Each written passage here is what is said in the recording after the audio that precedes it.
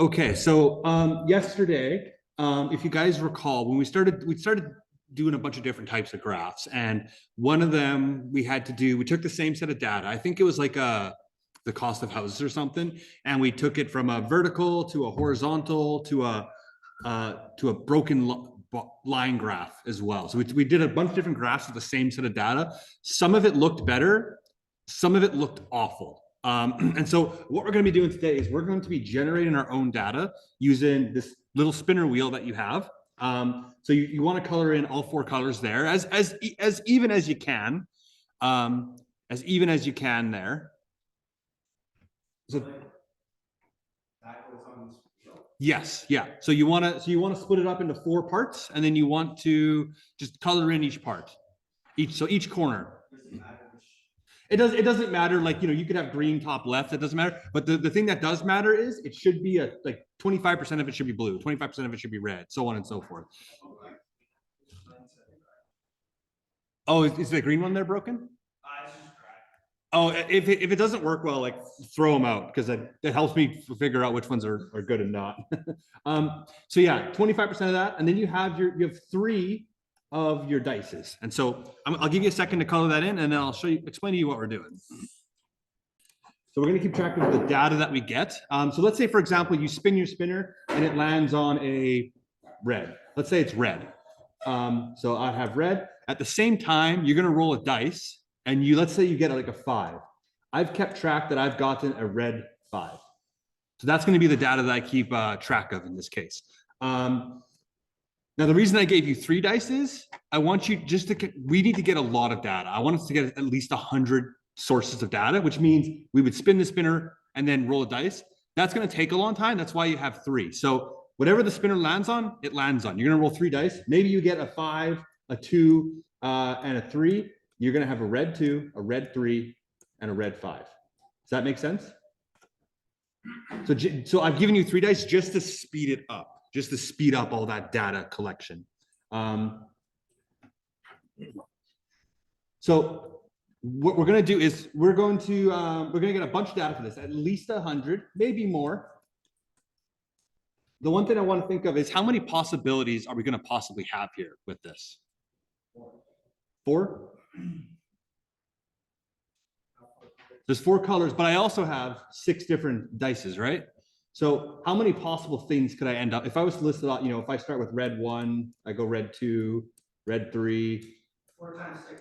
4 times 6, you betcha. I'm going to get 24 total possible outcomes of my data here. So there's 24 different things that this is going to fall under. So when we go to make a table, because we're going to make a table of this, we're going to make a digital table of this. So don't worry about making your stuff super neat right now, because we're going to be doing this on computers. That's the whole point of this. What I'm going to want you to do is to keep track of your stuff. I'm just going to erase all this stuff down here. I don't know why I drew this. So to keep track of your stuff, what I'm going to want you to do is I'm going to want you to just like take like a piece of paper or your whiteboard or something and just kind of split it up into something like this.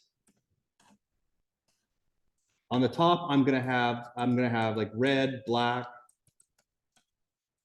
green, and then what is this, blue?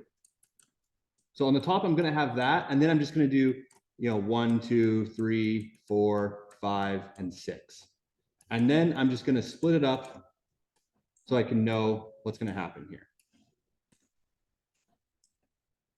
Does that make sense? So don't do it just yet, but does that make sense what we're going to look like? So on our columns, we're going to have the 4 colors, and then on our rows, we're going to have the 6 different numbers of the dice. And then so if you rolled a 2, 3, and a 5 here, a red 2 and 3 and a 5, you go to the 2.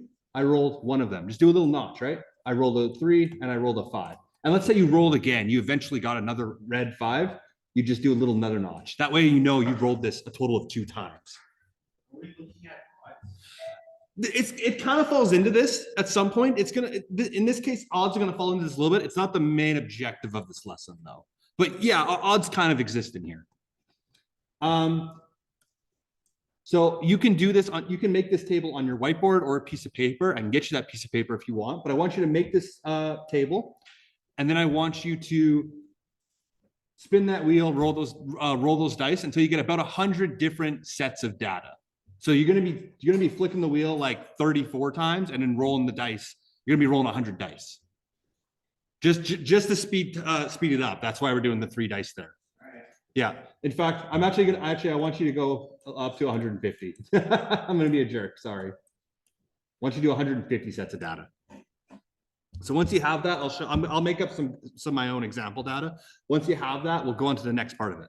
Pause, resume recorded. Okay, so whatever you've rolled, we're going to turn that now. We're going to actually upload that to something called Microsoft Excel. So if you ever work with any data digitally, so if you're ever like an accountant, for example, if you ever work any type of office job or anything that involves a computer, you probably use Excel to keep some type of data. Like if you worked at a tire shop, you would need to keep track of how many types of tires you have in inventory you sold. So this all eventually gets onto some type of an Excel spreadsheet. So we're gonna learn how to manipulate some of that. So what you're gonna do is you're gonna get to your computer and you're gonna go to Microsoft Excel. And you might need to go to your browser to do that. I don't think the program's downloaded. So I'll give you a second there, but you're gonna navigate yourself to Microsoft Excel, and then I'll explain what we're gonna do next.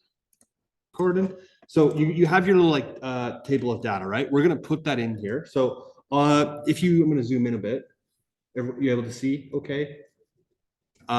So you're gonna ignore this cell here is called A1. This one right here is called B1, C1, D1, E1. You know, this one over here is B2, so on and so forth. You're gonna ignore this first cell, go to the next one under the B, and then just put your colors, however you organize your table there. So you put your 4 colors. So, you know, there's red, blue, green, and black. Yours might be in a different order. That's okay. Just put it however you ordered it.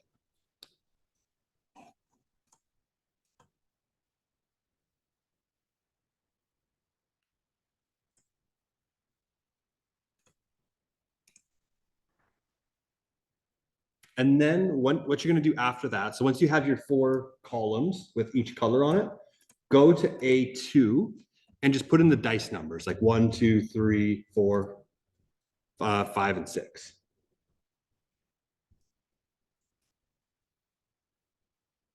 So you should end up looking something like this. So you can probably figure out what you're going to do next. You're going to like transplant your data. This is where that multiplication thing comes into play. So let's imagine this is the chart that you have right now. Let's say I did 150 dice rolls and I want to put that in there. You're going to want to times your stuff out so that it gets there. So let's say, for example, I'm just going to say I had 108 spins here. You were going to times that by whatever number you had there. So 8 or 9, and that's going to get you about close to 1,000 with nice whole numbers. So instead of a 7 here, I'd say 7 times 8, which would be 60. No, 7 times 8 is 56. So I'd say I got 56 red ones, for example. I would multiply by 9. And you would multiply by 9. Yeah. So take your number there and then multiply it by, for you, Jasmine, it'll be 8. So you take this 6, you times it by 8.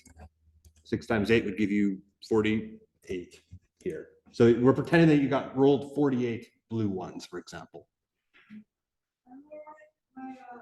So, this one. You might have left on the say. If you left on the table, I probably put that.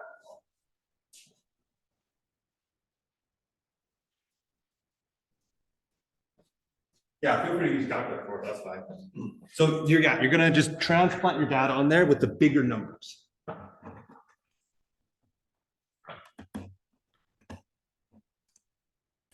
You probably figured out I want you to take the sum of all of these. So instead of having to type sum of, you know, what is that? B3 to E3, instead of having to do that, instead what you could do is if you click on this little thing that you made the sum, you should see a little green dot on the bottom right corner. I know it's really hard. Let me zoom in here. There's a little green dot here. I know it's hard to see.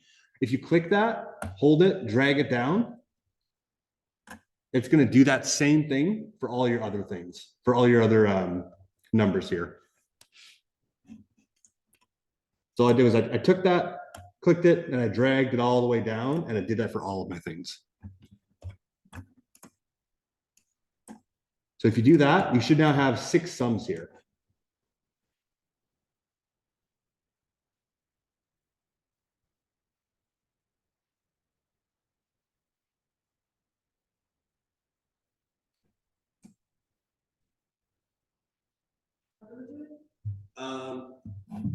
So what you do is, so if you just click on your, so you have this one done, right? Yeah, just the top one. Yeah, that's fine. So you have the top one done, right? So if you click on it, there's a little tiny green square on the bottom right corner. If you click on that square, hold your mouse down and just move it down, it's going to look something like this. So I've clicked on that square, I'm moving it down, and it's going to do it. You got it working? Perfect. So it just saves you some work doing that. So that's, you now have the sum of all of these things. So I just wanted to show you that feature. I'm going to actually delete that for now because we don't need that at this moment. So I'm going to delete all that sum stuff. So you should. So I want you to delete it too. I want you to delete that too. But you should be left with something like this now. So what you're going to do is, if you've already zoomed in, zoom out. Just to give yourself some space here. So I've zoomed out. What I'm going to do is I'm going to take my mouse. I'm going to highlight every single thing there. So I'm going to start in the top left and just highlight everything there. So you should look something like this. So then what you want to do is you want to go into, so once you've highlighted that, everyone has it highlighted? Oh, getting rid of the sums, okay. Yes. You good? Okay. So you're going to press this insert button up here. And you've probably already figured it out just by looking at the top. There's a button here called, there's an entire section here called charts, but specifically there's something called recommended charts. But if you look to the right of that, I know it's really hard to see, so I apologize. If you look at my mouse here, there's a bunch of little different tiny squares here, right? So we can see here that we have, oh, those are bar charts. We've done those before. If I go to where is it? Like something like this, I can see that I have the other charts, the broken line charts I've done. Right now, you can just highlight that. You can just click on recommended charts. It's going to give you a bunch of different options to kind of look at. So you should see a whole bunch of different ways of displaying that data. And so what we're going to discover is, so this is where Excel's a really smart program. It's seen literally billions of pages of this stuff. Some of the graphs they're giving us suck, to put it bluntly. I don't really know what this one means, or this one doesn't make a whole lot of sense, right? So they even give you some bad charts sometimes. So what I want you to do is I want you to pick whatever chart you think represents that data the best. But before you do that, what are we trying to do? We're just trying to show all the different combinations of the data we've received. So I just want you to pick one chart there that's going to show what you think is the best thing there that shows all that data as well as it can. The red ones, the red twos, the blue ones, the blue twos, the green ones, the green twos, all that stuff. Sorry? Ooh, take a look there.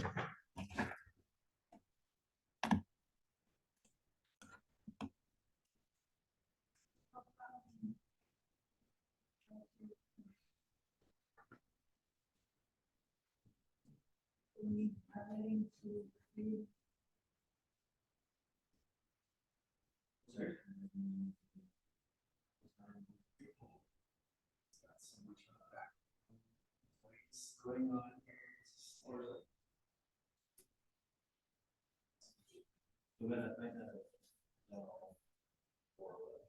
so this is just reading the graph.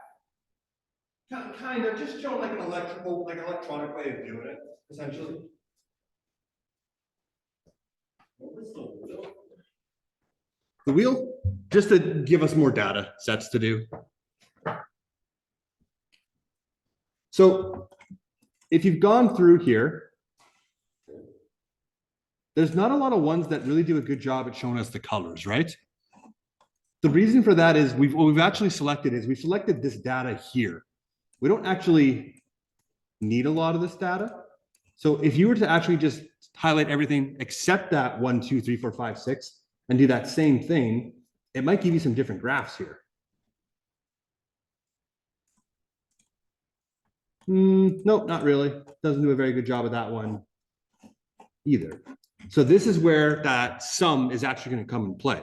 So what you actually need to do now is you want to do a sum for all these colors. So we already know how to do it for the 1, 2, 3, 4, 5, 6, but not for the colors. So if we want to do a sum for the colors, so sum, what I want to do here is you just type that same thing. So you should end up at B8 here.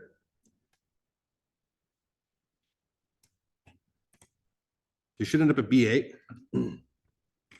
What you want to do is you just want to put equal sum,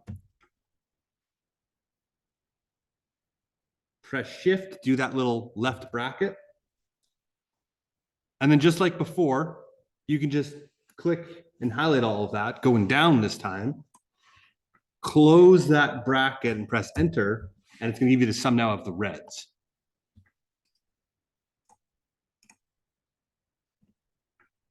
So this whole time you guys were like making the graph?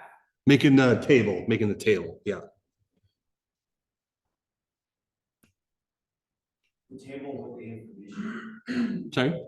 not unless the graph. This ain't the graph. No, but we can use once we put the data in the table, it can make us a graph. So you're taking that. So the second one, this one here. So you went here, you clicked, you dragged it to the right.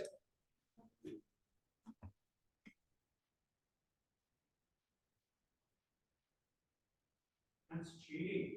No, it's not.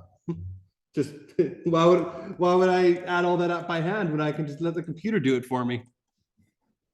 Okay, so now let's try doing that as a graph. So we could try, we'll have to try a couple different things here. You could try highlighting the whole thing. You could just try highlighting just the colors, what we did before.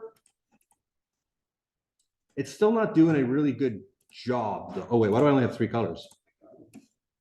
So I'm just gonna try just doing the sum now instead, maybe. Try that. Like, so all you're really do, oh, here we go. So now all of a sudden, there's a couple different graphs showing me different things here. So sometimes we have to change the data we select in order to like manipulate it, get like the best graph. So whenever you're doing it on a computer, sometimes you need to get a little creative, like just try a couple different things. So all I did was I just highlighted just the sums now. So just 5 cells. These are all called cells in here. I wouldn't recommend charts. Now there's like a bunch of different ones. Do you get those same ones, Aiden? Yes. Yeah. So if you had to pick, which one do you think is going to be the best one to? I used the pie. Probably the pie graph in this case, right? And that's what we're going to end up actually talking about tomorrow a little bit is the pie chart. But yeah, the pie chart here is probably going to be that best one. And in order to get this graph here, all we really had to do was change what we ended up highlighting here for it. That's like me wanting a pie tomorrow, splitting it up in 4, and taking one good piece up. Kind of. So Whose piece am I taking out? who knows? So I just wanted to like give you guys a little bit of like Excel experience or a refresher if you've learned it before. It's never a bad thing to have, especially if you guys are never like, if you're ever in an interview, you can say, hey, I've used Excel a little bit. That usually is a pretty good idea for like any type of a job interview. Cool. So we're actually going to leave it off there for now. Why don't we take our break now? Just because we're kind of done this part of it. So what we're going to do is we're going to take our break.